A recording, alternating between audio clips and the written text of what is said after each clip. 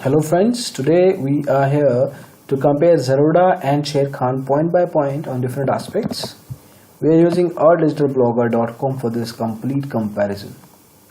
We'll be looking at the company backgrounds, the pricing structures, which includes the account opening charges, the annual maintenance charges, and the brokerage. We'll also look at the exposure and the leverage front, what kind of leverage they provide to their clients while they're trading through them. We'll look at the backend and the research team expertise. We'll look at the different trading platforms, and we'll also look at some other relevant features on which basis we'll be able to compare both these pioneer stockbrokers.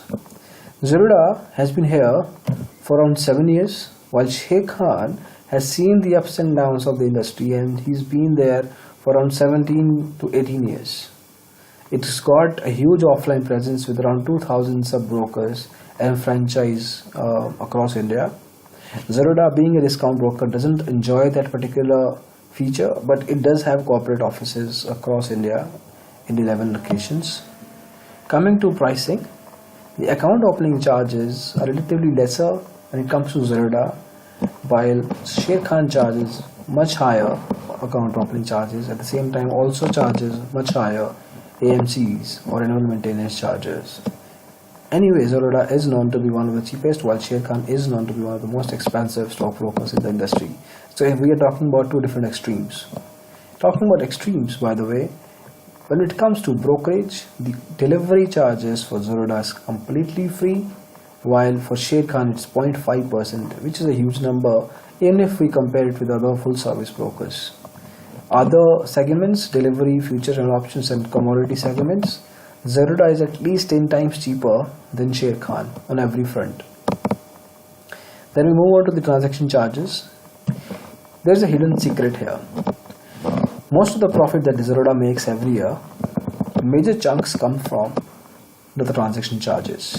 If you look clearly, apart from the equity delivery, in every other segment, the charges of transaction are higher for Zerodha even more than Sharekhan. That's a huge difference. So once you are trading through Zerodha, make sure that you understand these aspects, because at the end of the day you will be paying huge transaction charges, even if you compare this kind of a broker with a full service broker. I'll say that's one negative that Zerodha carries, apart from other positives. In terms of exposure and leverage, in equity, intraday and delivery, we see that Sharekhan does have an edge, while in other segments Zerodha scores pretty good and pretty reasonable in terms of providing leverage to its clients. In fact, Sharekhan doesn't provide any leverage when it comes to equity, options, currency, future and options. So make sure you understand these aspects, and depending on what kind of segments you are looking to invest or trade in. Since Zerodha is a full service it's a discount broker, it doesn't provide any research, while Sharekhan is a full service broker and it's known to be one of the prominent stockbroking houses who's got an expertise in research, in recommendations and the intraday tips. So they definitely score big time high than Zerodha here. In trading segments, not much of a difference. Unless you are targeting to invest or trade through IPOs, then you should not go with Zerodha, because you won't be able to do it.